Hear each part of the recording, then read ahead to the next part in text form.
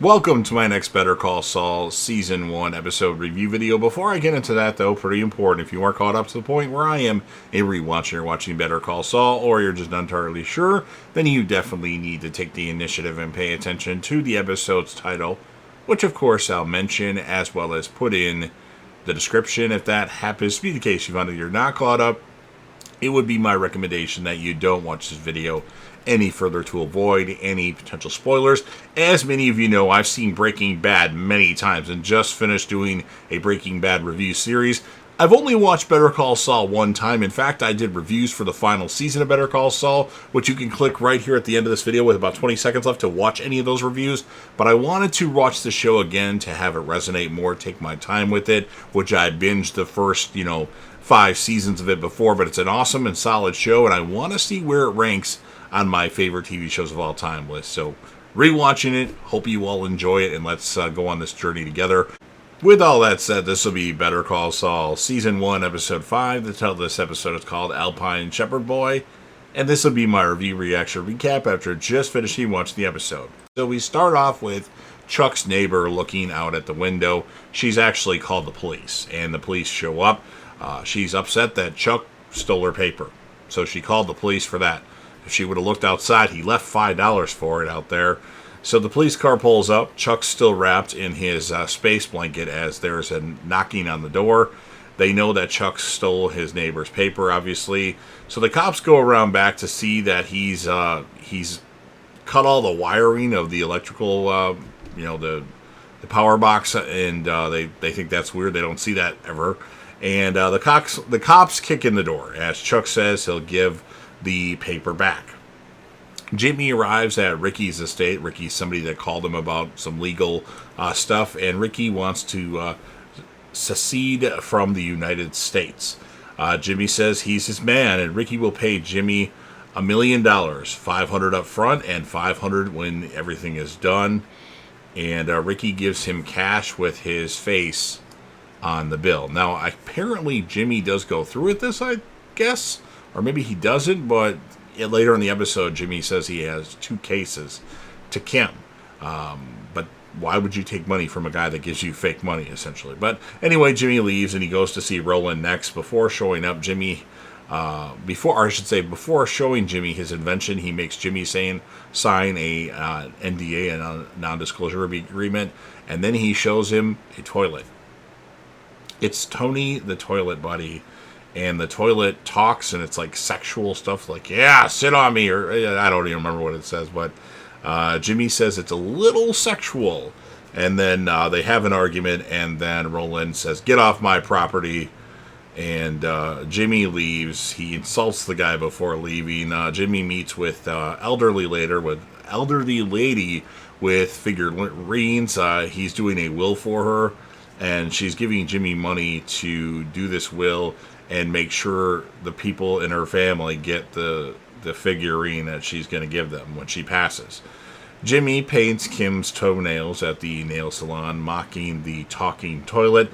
Kim tells Jimmy even his lousy days are good, or better than her good ones. And then Kim tells Jimmy to stick with the law. And then Kim tells Jimmy he should go into elder law. And then Kim answers her phone. It's a call from Howard Hamlin. She says she can see if she can track Jimmy down, and she tells Jimmy it's Chuck.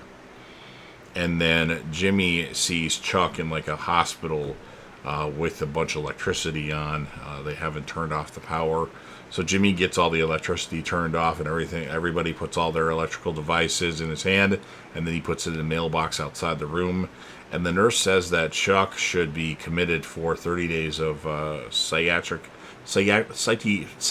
evaluation. I can't talk all of a sudden. And Chuck tells Jimmy he was tasered by the cops. Chuck tells the doctor more about his condition. Chuck asks him, in the time she's known him, has she ever seen him show any signs of mental illness? And then as the doctor is talking to Chuck again, she actually turns on the bed that he's in, and he, of course, doesn't know and is perfectly fine. And then Jimmy tells her that was a dirty trick. Howard shows up, says the DA won't sign off on any commitment papers, and Jimmy tells Howard say goodbye to his cash cow because he's going to commit his brother Chuck. And then Jimmy tells Kim he was just wanted to see Howard sweat. He's not going to commit Chuck. And then Jimmy takes Chuck home. Chuck wants his space blanket. Jimmy sees that Chuck read the paper with the article about Jimmy in it, or James. Jimmy tells Chuck he's starting to specialize in elder law. And then we have Jimmy watching Matlock. And then many elderly people get Jell-O at like a elderly place, or an old folks home.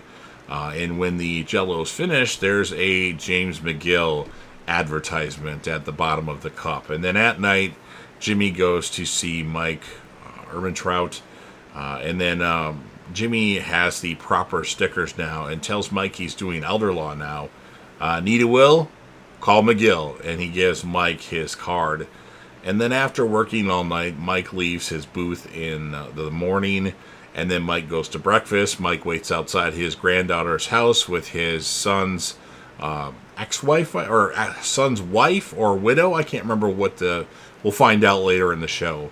And then he talks to his granddaughter's mom, and then Mike goes home to watch some TV. Mike hears a knock at the door. It's the law. And Mike says, it's a long way from home. You and me both, the other person says, and that's what ends this episode of Better Call Saul. So, pretty interesting stuff. I'm going to give the episode an 8.0 out of 10. My character of the episode, obviously, Jimmy, James, Gene, Saul, whatever you want to call him, he's the character of every episode. But if I had to pick a different character, I'm going to pick Chuck for this particular episode. We see what can happen to Chuck, even though we know that it's all in his head, essentially, because the doctor turned his bet on and he didn't react to it. So I think Chuck is deserving of the character episode. One could make an argument for Kim Wexler, or one of the random people that Jimmy was meeting with for potential, a client. So that's everything I have to say about the episode. Now I want to hear from you. So if you're a fan of Better Call Saul and you want to help me out with the YouTube algorithm, please consider Hulk smashing the like button. Otherwise, I'm going to have to send Mike the cleaner after you. And Mike always gets the job done. Share this video with a friend. Put this video on any one of your social media platforms. Don't forget to sound off in the comment section about what your thoughts are on this episode of Better Call Saul. What would you score this episode? Who would be your character of the episode besides Jimmy? Of course, remember to click right here for my Season 6 reviews of Better Call Saul. And last but certainly not least, don't forget to hit that sub button. You're watching the video anyway. Subscribe to the channel, join the team, show your damn support, and be a part of something special. And you never know what you're going to see on JDevTV.